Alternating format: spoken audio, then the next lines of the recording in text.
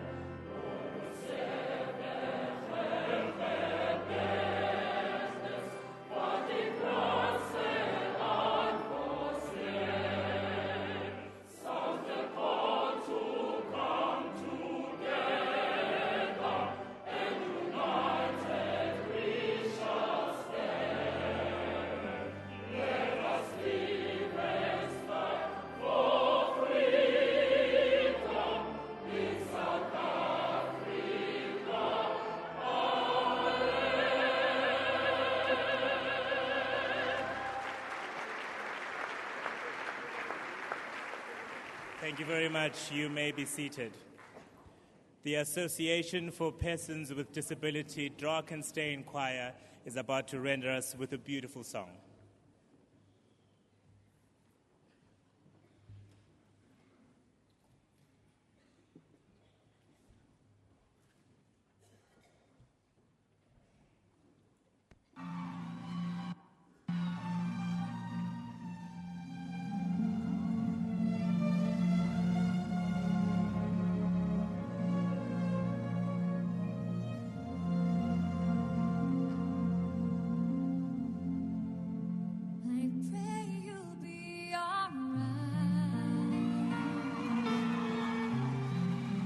And watch us where we go, and help us to be wise in times don't know. Let this be our prayer. When we lose our way,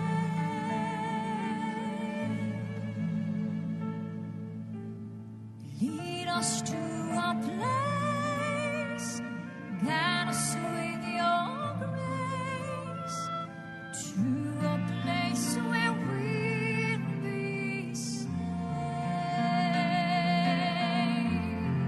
La luce che tu dai I pray we'll find your nel light cuore resterà and hold it in our heart. a ricordarci che When stars come out each night, l'eterna stella sei. Nella mia preghiera let this be our prayer. quanta fede Ships c'è. fill our Lead us to a place, guide us with your grace. give us faith so we'll be saved.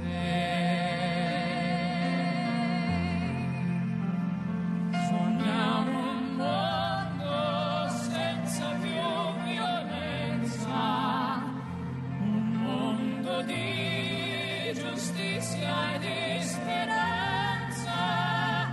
Ognuno viene alla sua ispira, simbolo di pace, di fraternità.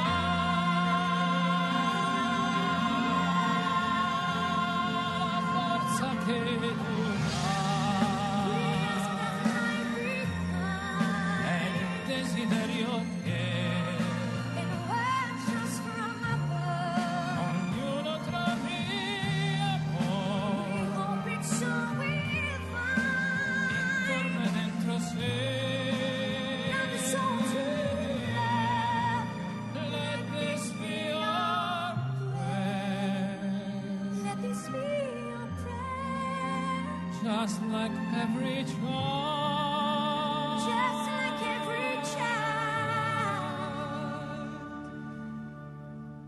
needs to find a place.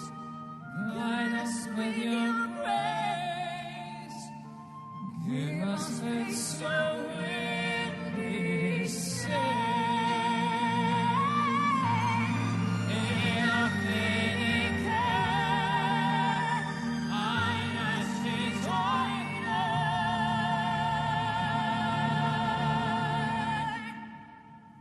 Sento che ci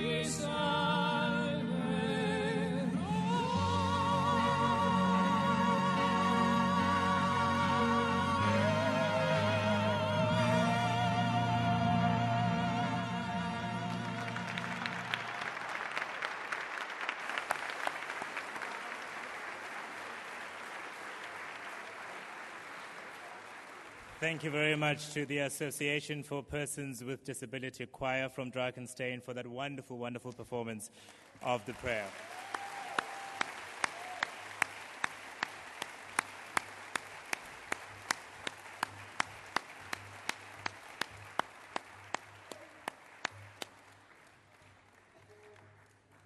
It is quite apt and appropriate at this time that we call on Ms. Vafa Vakimi of the Bahá'í Meditation Center to lead us in prayer this evening.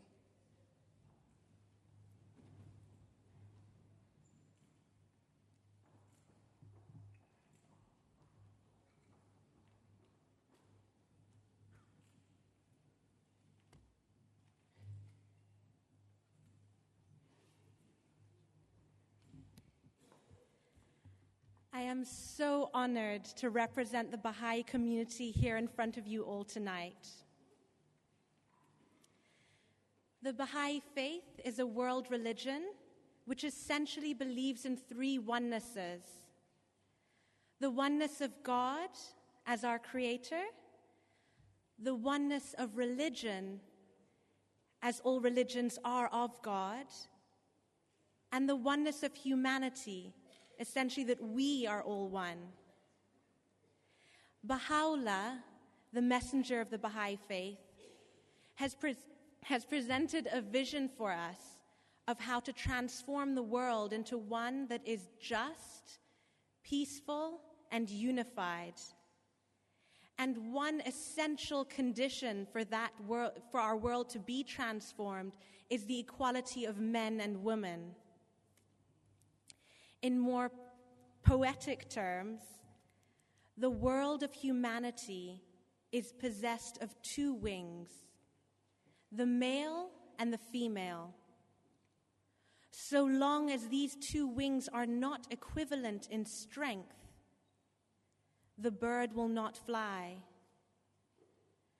Until womankind reaches the same degree as man, until she enjoys the same arena of activity, extraordinary attainment for humanity will not be realized. Humanity cannot wing its way to heights of real attainment. And with that in mind, I invite you all to join me as we connect with our Creator, and I will share a Baha'i prayer.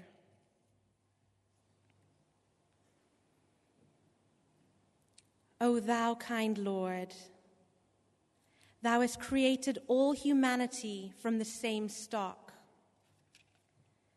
Thou hast decreed that all shall belong to the same household.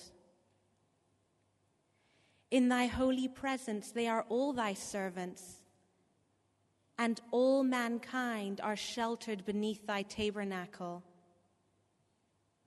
All have gathered together at thy table of bounty. All are illumined through the light of thy providence. O God, thou art kind to all. Thou hast provided for all, dost shelter all, conferrest life upon all. Thou hast endowed each and all with talents and faculties, and all are submerged in the ocean of thy mercy. O thou kind Lord, unite all. Let the religions agree and make the nations one, so that they may see each other as one family and the whole earth as one home. May they all live together in perfect harmony. O God, raise aloft the banner of the oneness of mankind. O God, establish the most great peace. Cement thou, O God, the hearts together. O thou kind Father, God, gladden our hearts through the fragrance of thy love. Brighten our eyes through the light of thy guidance. Delight our ears with the melody of thy word, and shelter us all in the stronghold of thy providence. Thou art the mighty and powerful. Thou art the forgiving, and thou art the one who overlooketh the shortcomings of all mankind.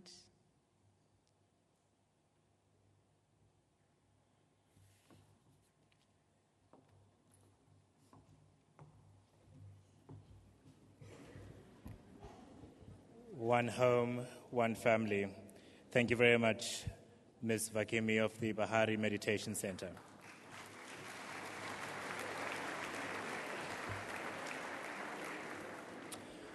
Please welcome to the podium the Vice Chancellor and Rector of the University of the Western Cape, Professor Brian O'Connell.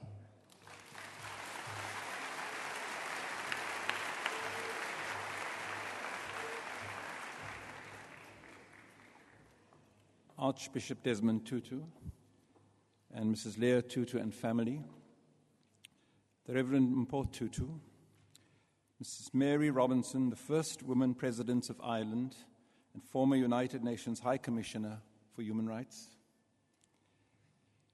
Mayor Patricia de Lille and the Deputy Mayor Ian Nielsen, Africa Malani and the Master of Ceremonies, our Consul General of the United Kingdom, Christopher Trott, our Consul General of the United States, Terry Taylor, Consul General of Germany, Dr. Berend Rennaert, Consul General of the Netherlands, Bonnie Holbach, my dear wife and my dearly beloved child, all honored guests of UWC and the Tutu Family Foundation. It is the 7th of October, and if it's the 7th of October, you are in the hall, the Great Hall of the University of the Western Cape, in the presence of the birthday boy.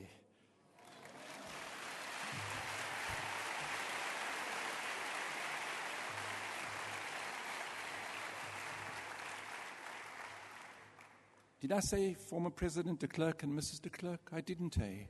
I'll say it again. Former President de Klerk and Mrs. de Klerk.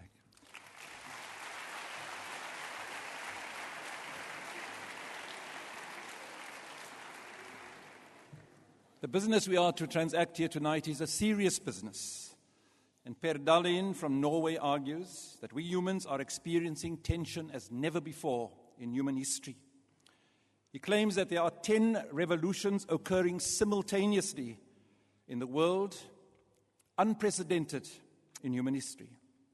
They are the knowledge and information revolution, the population explosion, globalization, the economic revolution, the technological revolution, the ecological revolution, the social cultural revolution, the aesthetic revolution, the political revolution, and the values revolutions.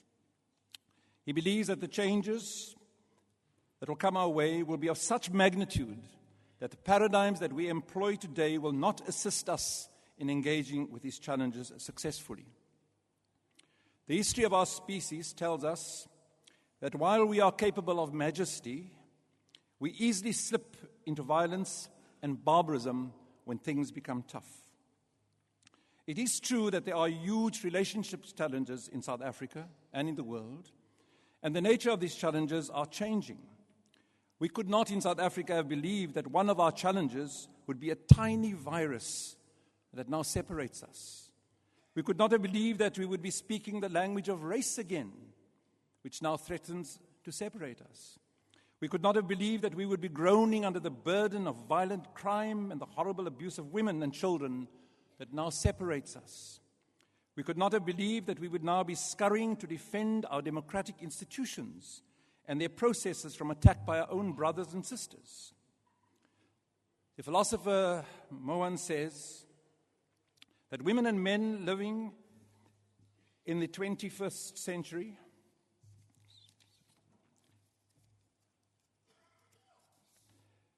in a cultural revolution and a world at war, violence and social upheaval, are impelled as never before to ask the hard questions of the meaning of historical existence, questions about why we are on this planet. But gatherings like these strengthen us. It starts with the hope of what the world might be, what it should be with respect to the ways in which we relate to one another, what is good and just. Gatherings like these seek not simply to be the bearers of knowledge and that hope, but seek to intervene, to be agents for good, to move us along towards the realization of that hope. It seeks to do this by sharing more knowledge and encouraging hopeful action. So once again, welcome to UWC on this 7th of October with the birthday boy.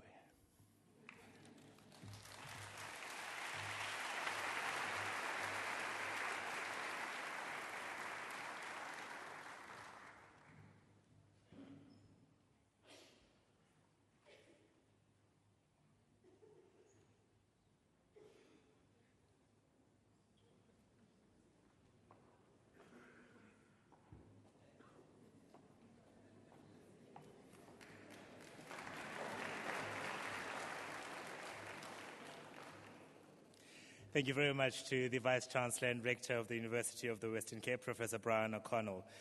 Please welcome to the podium now, from the Desmond and Leah Tutu Legacy Foundation, Reverend Mpho Tutu.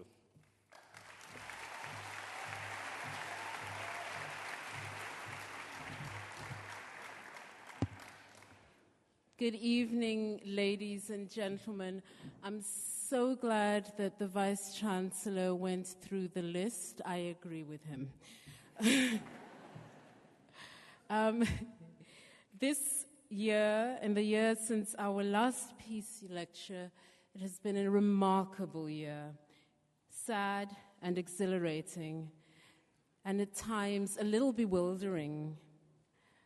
This year we lost our founding father, Utatu Madiba, and we marked the 20th anniversary of the democracy that we founded in 1994. It's been a difficult year for South Africa. An election year started with what were euphemistically termed service delivery protests. A year in which the morality of our leaders has been brought into sharp focus by our public prosecutor.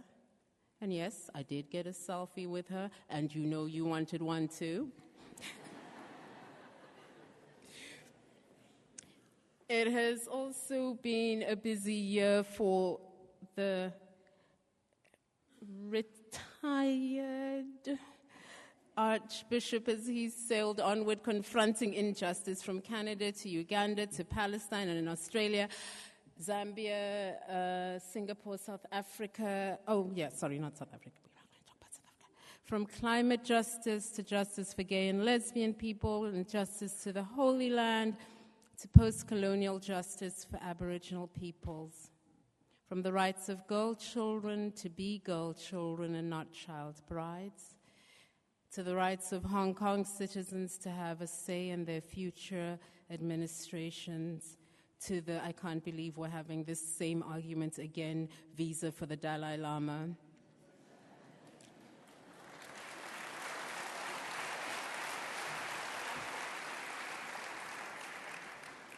Preaching, cajoling, demanding, berating for love, tolerance, compassion, respect, dignity, equity, inclusivity, reconciliation, and forgiveness among all of the members of the human family.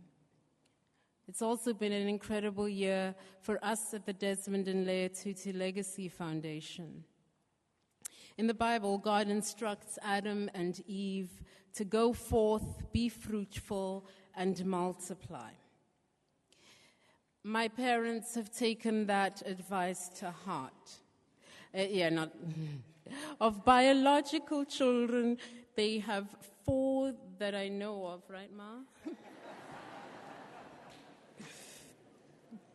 But those who have been inspired and supported by my children, by my parents, those ones of Tutu's children are enough amazing people doing enough incredible work to turn our world inside out and upside down, sowing hope in fields that seemed hopelessly barren.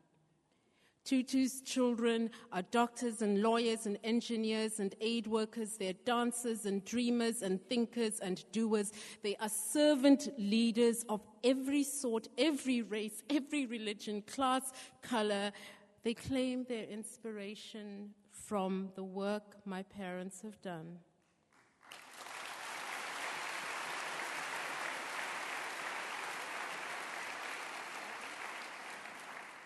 And at the Desmond and Leah Tutu Legacy Foundation, we have the privilege and the honor of tending the Ubuntu tree that my parents have planted, and that is their gift to the world. So in this, our 3rd year of existence, the Legacy Foundation has chalked up quite an impressive catalog of achievements and activities. The photographs that you saw before we began this evening showed some of the work that we have been doing. We've built a kitchen and supportive feeding scheme for school children in Joe Slovo Township in Milnerton. We've upscaled a container to create a crash for a center in Khayelitsha. We've completed a playground, claimed a playing field so that children can play in safety.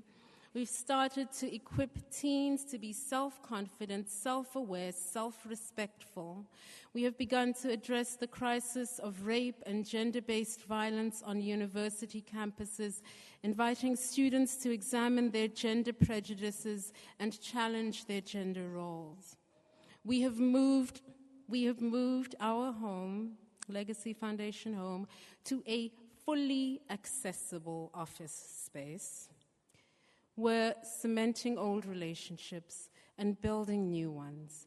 Breadline Africa, the V&A Waterfront, Arts Jamming, Tsiba Education, Freya University Amsterdam, Jive, Soms Delta, Pilani, Mantelli's brand, famous brand foods, UFS, but a few of the friends, old and new, who have partnered with us and supported us in our work this year. We thank them. And we say Nangomso. We have been delighted also to have the opportunity to partner with CPUT yesterday to bring some of those amazing entrepreneurs and dreamers together with students from that institution to dream, create, and do, to bring about the world that we want to see. And we are delighted again to build on the relationship with this incredible institution, UWC. We're delighted to be back here again for our peace lecture. This peace lecture creates a vital bridge to the future. To have the people of the extraordinary caliber and grace of our speaker tonight, Mrs. Mary Robinson, of those who have preceded her, Mr. Kofi Annan and Mrs. Graça Michelle, is an annual amplification that the tree my parents have planted has been planted in fertile soil indeed. When we gathered here for the first lecture, and we won't go into that story, one of the topics that was discussed was that the world would be a fundamentally better and more peaceful place were it managed by women.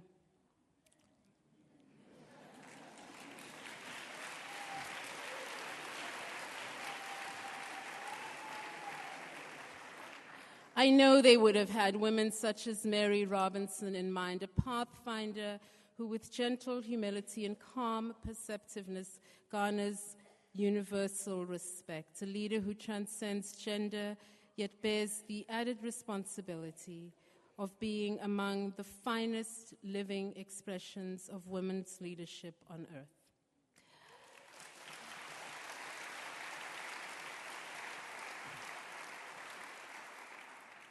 We all learn from you and grow by your example. Before I turn the mic back over to our MC, I really would like you to have a chance to see some of the people who I get to work with. Would the Legacy Foundation staff present please stand so everybody can see you?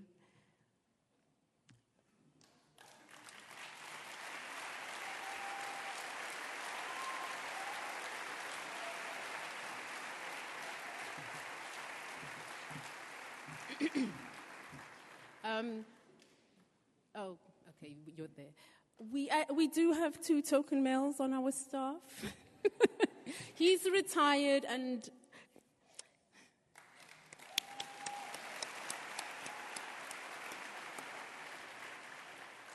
they are 5 kinds of awesomeness and hugely responsible for what you're seeing here this evening, and I thank them for their work and their support. And I also want to just say a very special thank you to the team from the Tutu Foundation UK who came all the way over to lead, teach, and facilitate for us. Can you just stand so people can see who you are as well?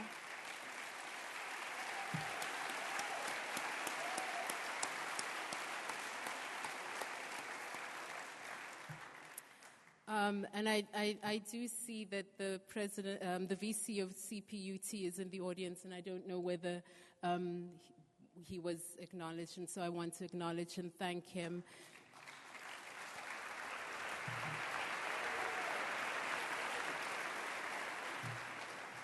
And thank our colleague Zara from Paradigm Shifters, who worked with us to bring an incredible day to an incredible group of people. And we thank you all.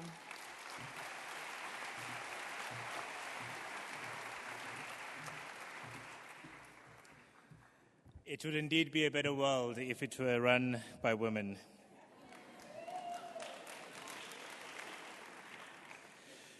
Before we introduce the birthday man, let's have a wonderful rendition from Joyful Harmonies.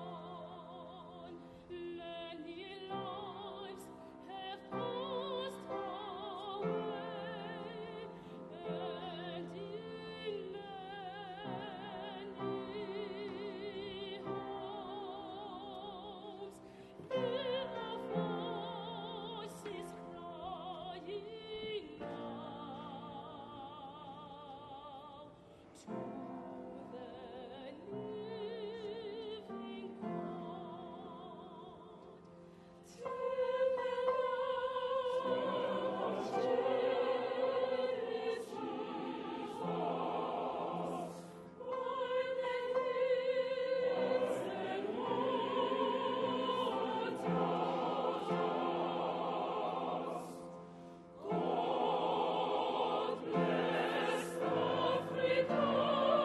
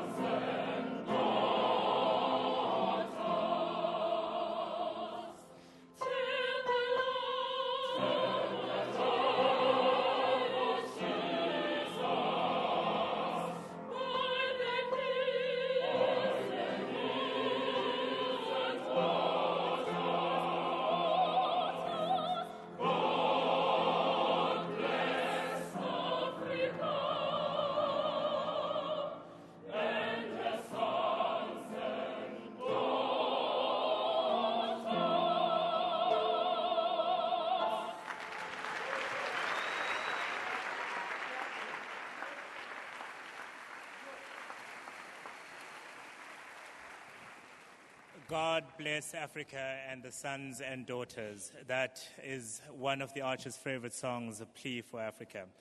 He's obviously been trending all day today, not only because it's his birthday, because he continues to be the servant leader that he is. He's an extraordinary South African, a man of God, and I think everyone is blessed to be alive at the time when he is as well. He also teaches me a new English word just about every couple of months, and the latest one is lick spittle.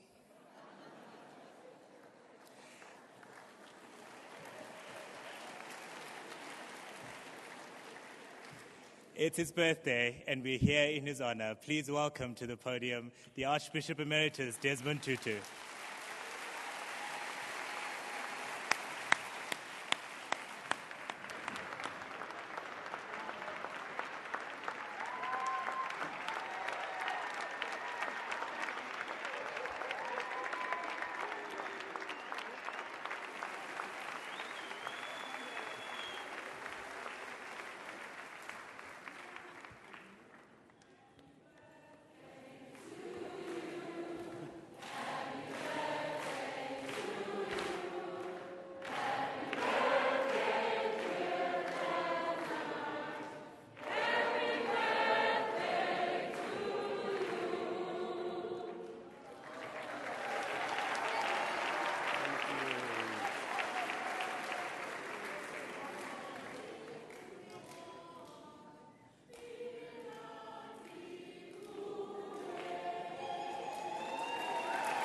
Thank you.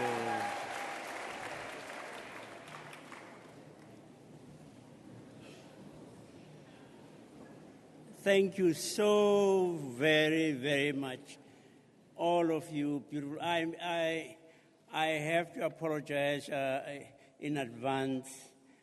I'm not going to be able to remember all the titles and beautiful names that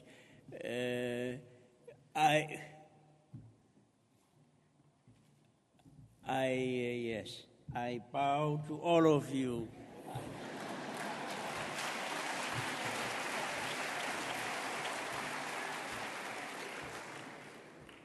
Thank you so very much for coming. God was smart to give me the complexion I have. I mean, you can't see just how much I am blushing.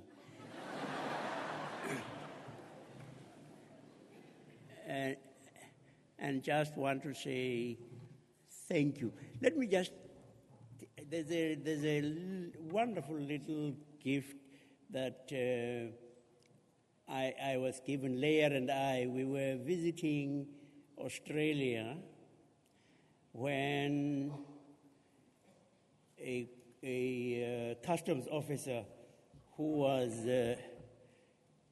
thoroughly pregnant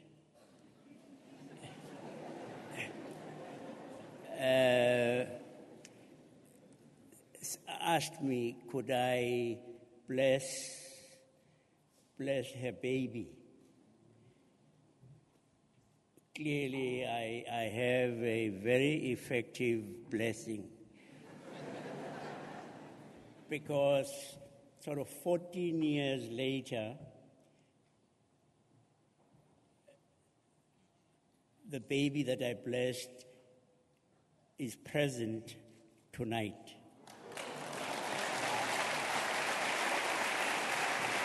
Come on, come.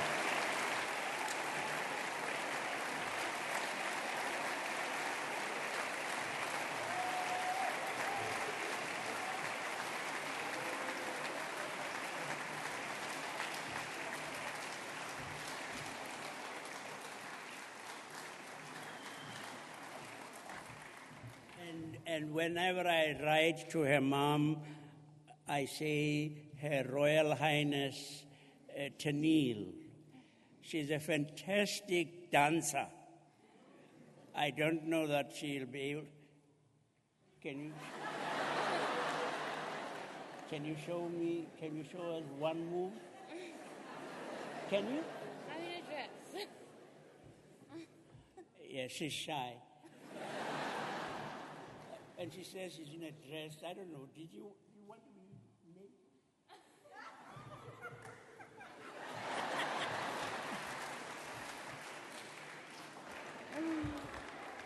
Thank you.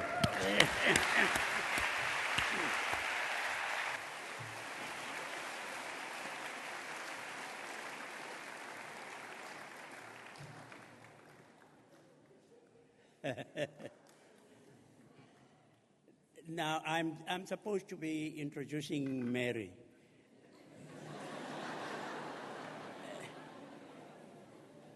But I'm sure, did you see some of the lovely cartoons that they had after Madiba died? I'm sure, yes, you did. But even if I tell you, I'm sure it's still funny. You remember the one that they showed Madiba arriving in heaven? Of course.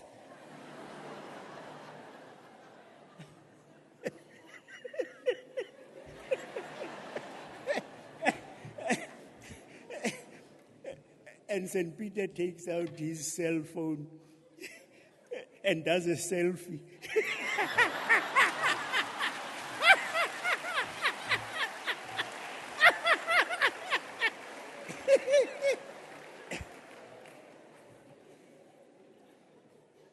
Mary Robinson is just a fantastic human being.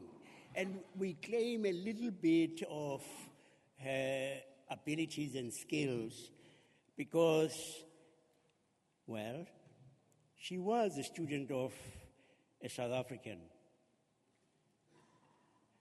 Kaida Asmal taught her some of the law that she knows.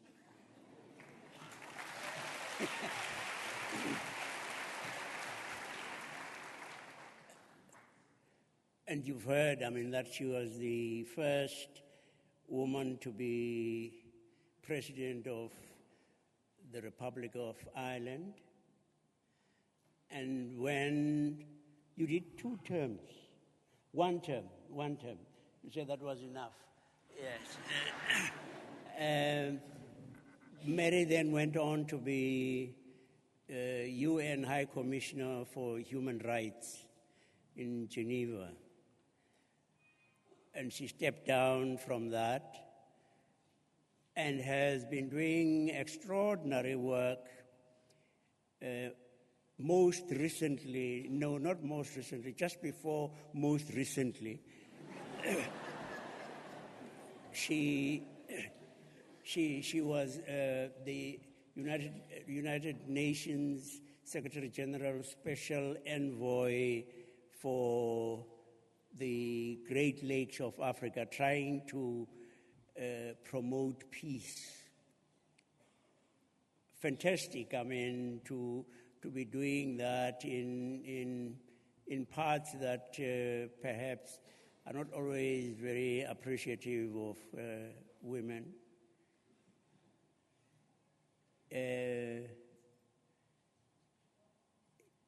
You did hear what happened when Eve was quite upset, and she said to God, I can't take this anymore. He keeps saying he is superior because you created him first. And God looks around. Shh. We girls know better.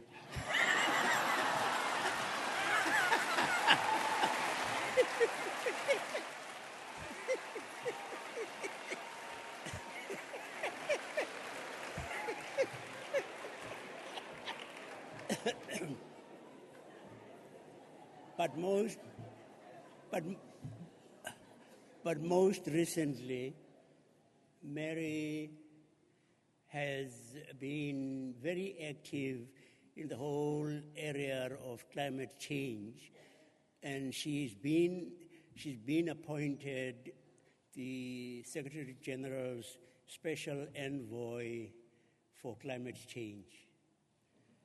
And it was just before the summit in New York, and you can be sure we're going to get things done. She's a remarkable human being. But before that, let me fill up something that Paul left out. Can the members of the board of the Tutu Legacy Foundation please stand for them to be recognized?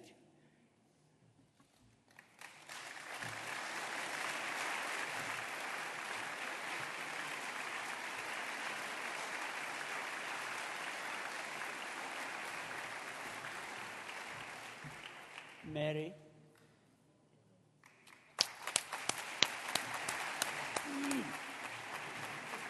We want yes.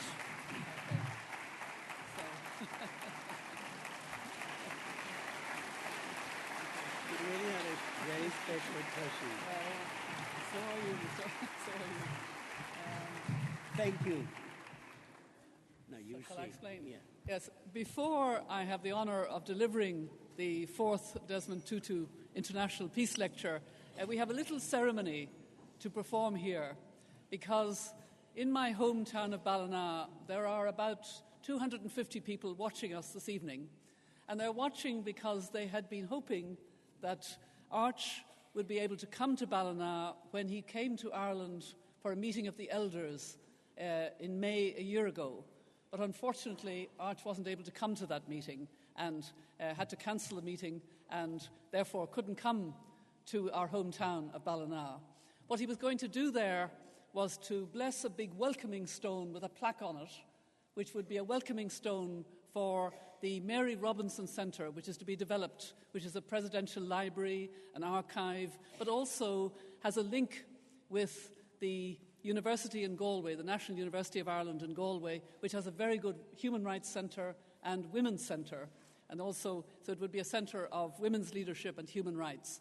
It's very much the vision and brainchild of the Ballina Urban District Council, of the Mayo County Council, of the University in Galway, of business people in Ballina, and I was persuaded that this was a very good idea to also rejuvenate and revitalise the town of Ballina. So we are a very resilient people in Ballina, and when Archbishop Tutu could not come, it was decided that the plaque would come to him, and that he might bless it.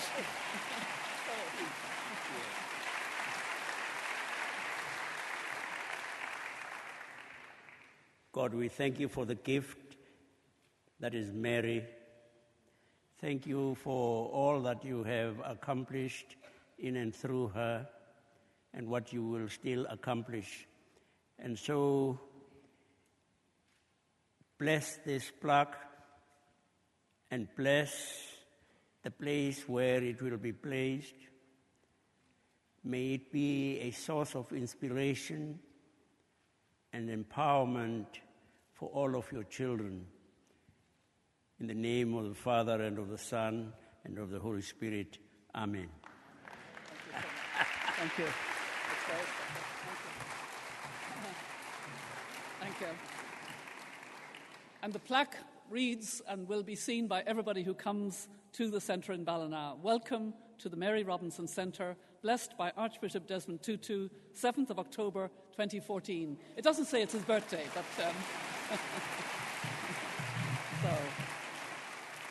but Vice-Chancellor and Rector, Archbishop Desmond Tutu and Leah and the Tutu family, distinguished guests, ladies and gentlemen.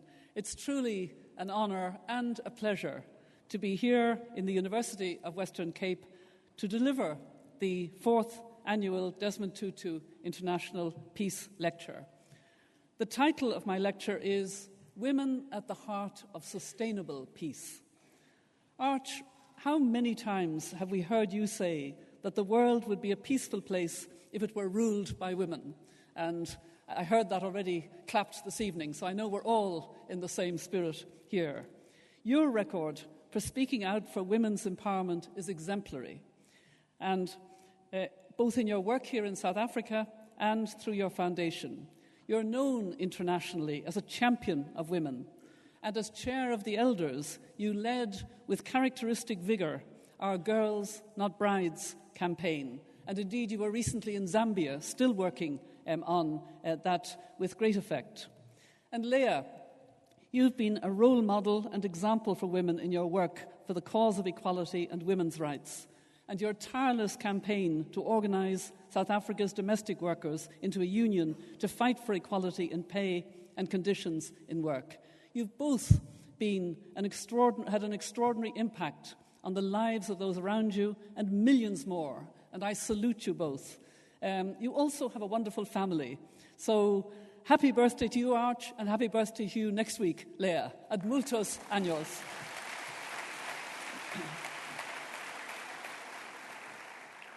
In this lecture, I want to talk about why women should be at the forefront of peace building and the kinds of initiatives that need to be taken to ensure that we are.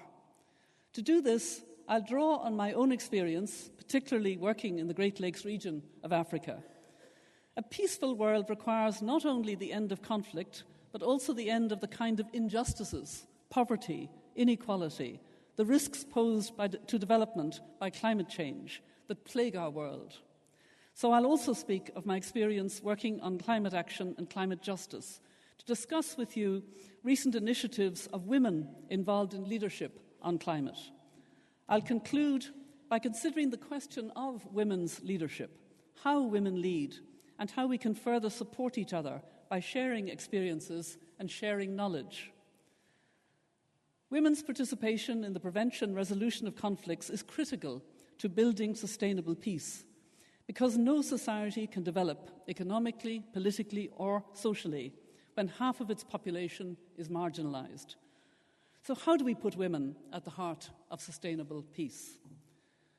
In the context of international law, and as was said, I was taught by Professor Kader Asmal, who was a great professor in this university.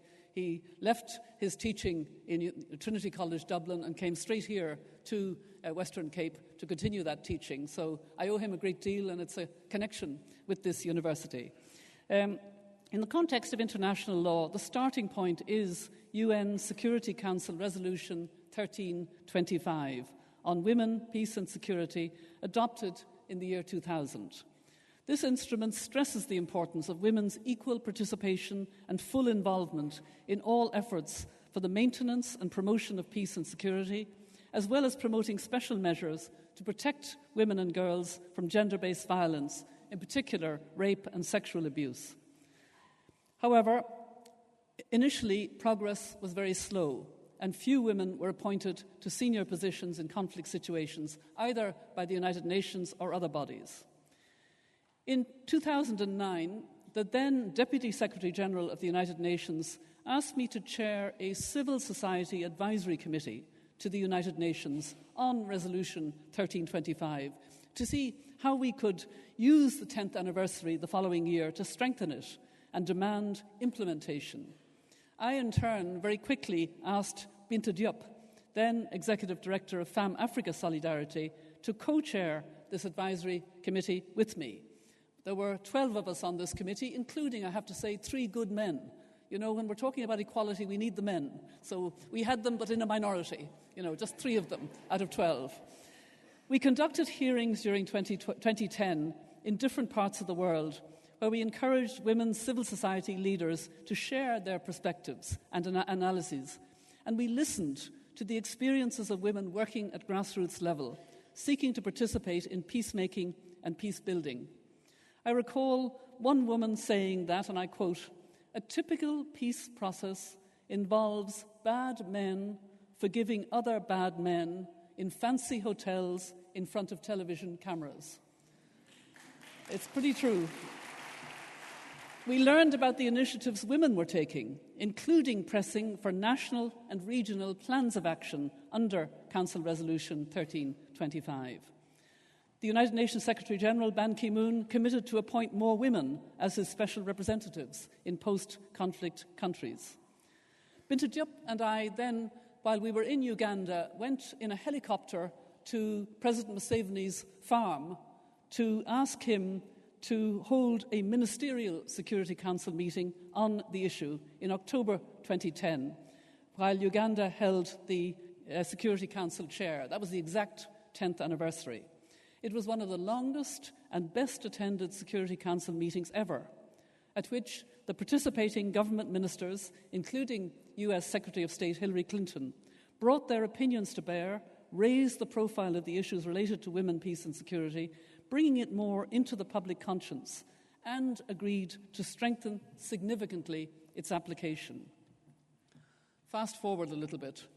When, in February 2013, Secretary-General Ban Ki-moon appointed me as his special envoy for the Great Lakes region of Africa, he made it clear that he wanted, for the first time, to appoint a woman as a senior mediator in a conflict situation.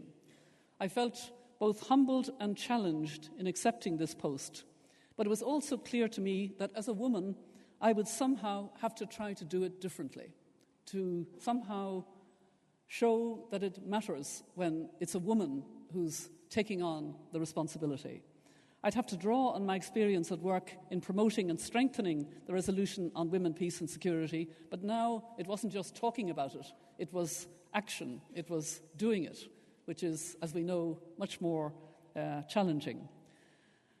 The Great Lakes region, as you well know, has been plagued for decades by political instability, armed conflicts and humanitarian crises, against a backdrop of tensions over natural resources and other potentially destabilizing factors. The use of rape as a weapon of war in the conflict, the degree, methods and viciousness of the use of sexual violence have been well documented.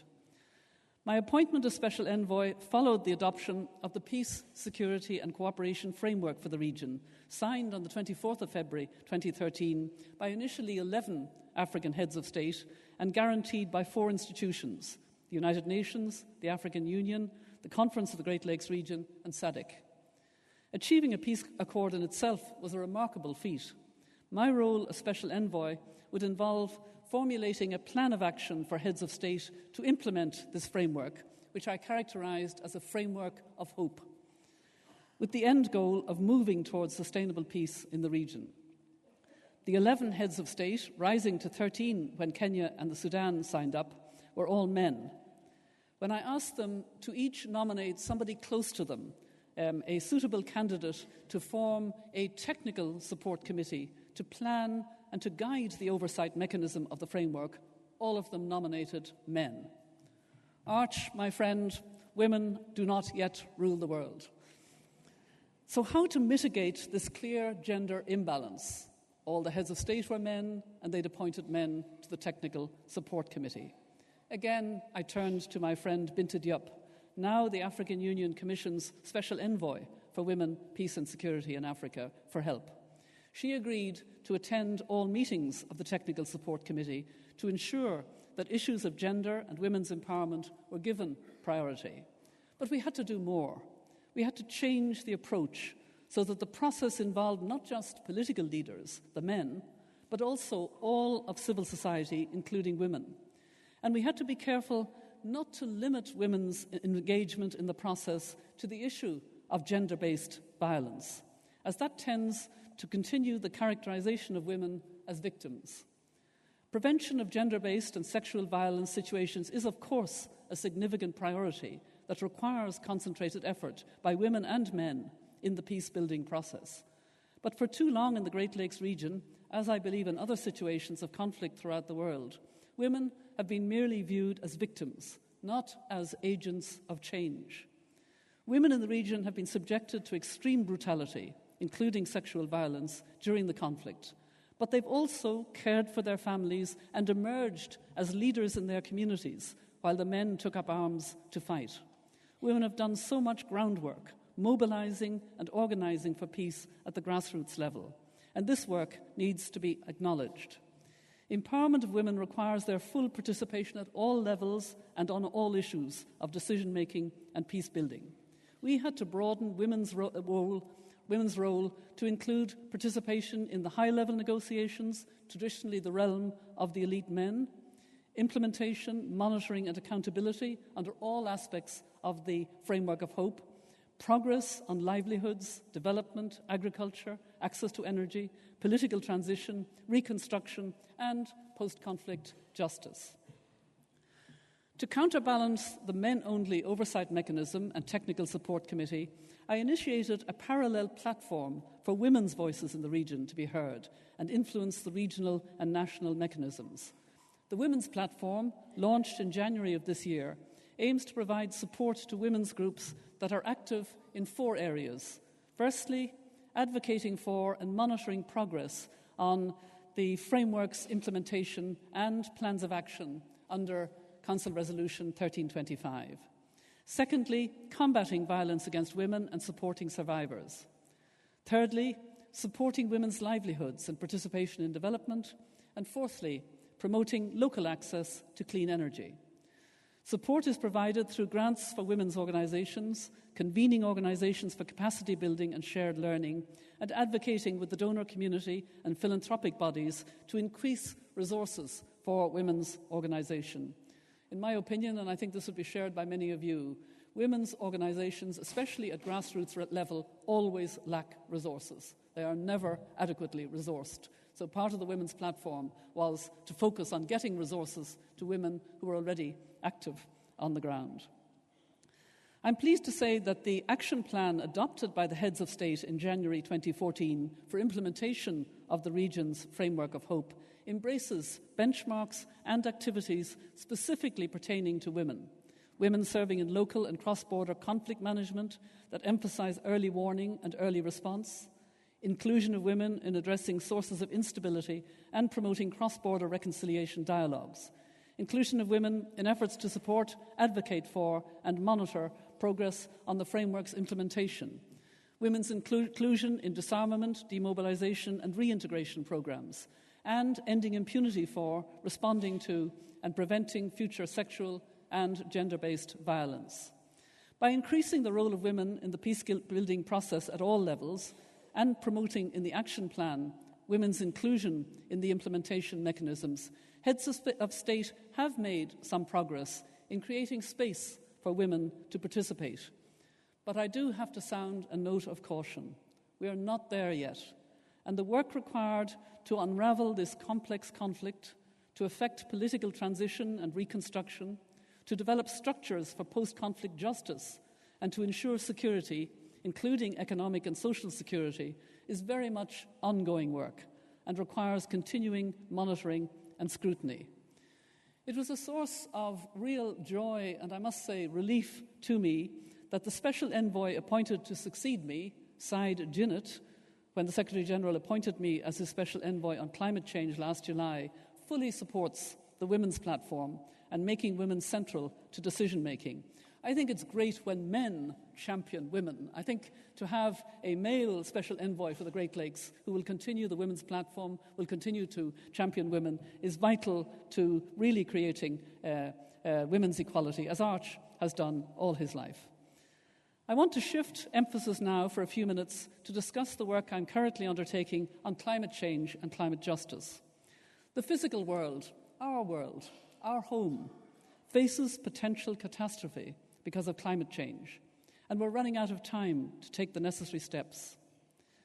We need to rapidly and equitably make the transition to a carbon-neutral world. This is the only way to avoid the consequences of a world that would be 3 to 4 degrees warmer than pre-industrial levels. Those consequences include more extreme weather, rising food insecurity, the spread of disease, higher levels of poverty and instability, and the displacement of possibly 200 million people by 2050. We need to change our economic systems, how we produce energy, how we use our land and what natural resources, how we transport people and goods, and how we live, eat, and work if we're to survive. We simply cannot have a peaceful and prosperous future unless we act and act urgently on climate change. Climate action is an area where women across all sectors of society are leading the way in efforts to build resilience and adapt to the impacts of climate change. Women like the Minister for International Relations and Cooperation of this country, Maite Nkoana Mashaban. Maite Mashaban, who calls me Mama Mary, presided over the 2011 UN Climate Change Conference, COP17, in Durban. She worked extraordinarily hard and stayed with the debate right to the end, which, after a marathon session of negotiations, led to a deal being reached, the Durban Platform. This Durban Platform brings us forward to Paris in 2015, where world leaders have undertaken to agree terms to a legally binding treaty to address climate change. The deal came out of a progressive alliance of small island states, least developed countries, African states, and the EU, the European Union, with South Africa coming in and bringing with it the other BRICS economies, so that finally China and the United States had no choice but to participate. By a happy coincidence, 3 women chaired successive conferences in Copenhagen, Cancun, and Durban. And those 3 women, Connie Hedegaard, Patricia Espinosa, and Maite Mashaban, agreed to lead a troika of women leaders on gender and climate change, mainly women ministers of environment and energy, and we included, as always, some supportive men. My foundation organises the troika of women leaders, and we had a side event at the COP in Durban where we literally sat and plotted to bring gender balance into all future conferences on climate and to have gender as a standing item on the agenda. We worked all that year very hard, kept in touch with each other, and used the ministers to ensure that this would be on the agenda. The Doha COP in 2012 was chaired by a man, but we had organised so effectively that he was willing to put the issue for negotiation. I still remember when it was put up to him in the hall after all the delegations had spoken, and it was mostly women from the various delegations who spoke about the need for this decision on gender balance. He put up his arms and he said, "What can I do, a mere man?" And then he put it forward for negotiation. It was a great moment. And I'll never forget the emotion in the hall when the decision was adopted to have gender balance in all delegations to the COP and in bodies such as the Green Climate Fund, and to work for gender-sensitive climate policy. Christiana Figueres, the Executive Secretary of the United Nations Framework Convention on Climate Change, called it the Doha miracle, as we clapped and we cheered and we hugged each other. 2 weeks ago, on the eve of the New York Climate Summit, building towards COP21 in Paris in 2015, my foundation, together with UN Women, co-hosted a women's leadership forum, raising ambition for climate action. Current and former women heads of state and government, ministers, leaders from grassroots, youth and indigenous organisations, civil society, the private sector, the scientific community and the UN system came together to demonstrate women's leadership on climate action and highlight gender-responsive actions at all levels. We discussed climate actions that benefit the climate while also benefiting people and protecting their rights. Responding to climate change means doing things differently. And doing things differently means it's possible to break away from old norms. So climate action can be gender-sensitive and can protect rights. It can be designed to reduce inequalities and to contribute to poverty reduction. Imagine the difference it would make to a significant portion of the world's population, over 2 billion, if they had light that was clean energy in their home. 1.3 billion people at the moment don't have access to electricity. They use kerosene and candles. They pay too much, and it's dangerous. 2.6 billion cook on open fires, on charcoal, wood, animal dung, ingest the fumes, and it's estimated that about 4 million people die of the fumes that are breathed in, indoor fumes, more than malaria, a huge death toll. And of course, the vast majority are women or even children standing near their mother as she's cooking. So we could change that part of the bottom of the pyramid, so-called, with clean energy. Approaching climate change as an issue of intergenerational justice, as a development and human rights issue, is what climate justice is all about. Climate justice provides us with principles to inform effective and transformative actions, including participation, gender equality, the protection of human rights, including the right to development, and the need for fairness in sharing both the burdens and the benefits of climate action. By amplifying the voices of women leaders participating in the forum, we sought to inject an increased sense of urgency into government efforts to develop innovative, sustainable, and inclusive responses to the climate change challenge. Christiana Figueres, on a panel which I was moderating, had a very practical recommendation, which I commend to any of you that it fits. She said that women in positions of authority, like her, when they come into a room dominated by women, should ask, what's wrong with this room? What's wrong with this room? She started to do that, and it's beginning to have an effect. I'm going to do that too. In fact, I've already done it once to effect when I was in Berlin before coming here. There was a proposal for a high-level body, and it was going to be all men, and I said, no, that's wrong. That can't be. So we just have to start asking, what's wrong with that room when it's too male-dominated? You hear that, Arch? You got that? I now want to just briefly, before I conclude, talk about how women lead. Women lead in a slightly different way. Leadership in a women's way doesn't just involve political leaders, heads of state, ministers, business leaders, and heads of agencies. It encompasses community leadership, indigenous leadership, grassroots and youth leadership. What distinguishes leadership in a women's way is the insights of women and the willingness to encourage and mentor young women. Having now come into more opportunities for leadership, we still lead with a consciousness of how to do it, a critique of how we're doing it, a determination we'll do it better, and a reaching out to all of those who exercise leadership. Women are more comfortable linking with their counterparts because we all profoundly understand that the issues are more important than the individual. There might be just a little bit less ego around. We need to work further to ensure that we have a leadership that connects the various ways in which we come together, communicating and collaborating, sharing experiences, sharing knowledge to make a difference. There was a very special moment during the opening ceremony of the Climate Summit in New York on the 23rd of September, when a woman from the Marshall Islands, Kathy Gentle-Kedgner, spoke and then read her poem. I had met this 26-year-old on the climate march, and she's an exceptional young leader. What I liked was that she spoke to us as a leader and a mother, telling her baby, and I quote from her poem, I take this moment to apologize to you. We are drawing the line here because, baby, we are going to fight. At the concluding ceremony of the Climate Summit, another great woman leader spoke, and she spoke on behalf of the elders. Graça Machel judged well the message she wanted to convey. There was a self-congratulatory mood in the hall, and she reminded the heads of state and the delegates gathered about courage, leadership, and obligation.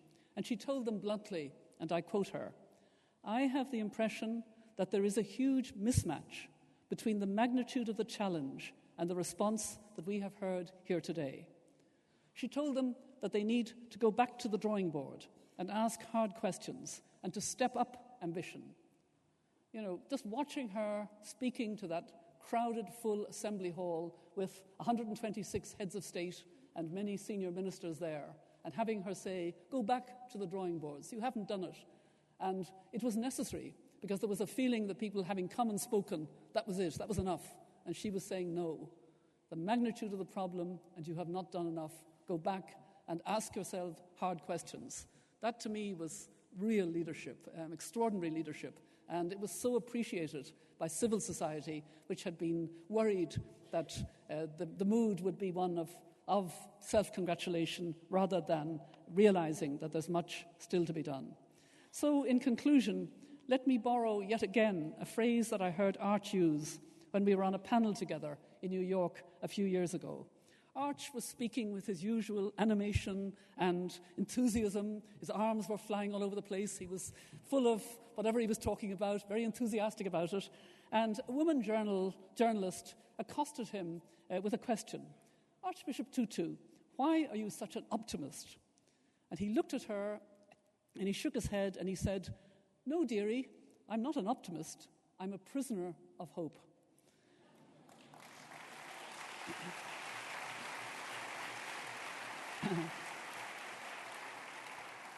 A prisoner of hope. That's a good way to remain hopeful in the face of such terrible outrages and human rights violations in our world today. And I am particularly hopeful that women will take their rightful place in the 21st century and that this will make all the difference. Thank you very much for your attention. Thank you.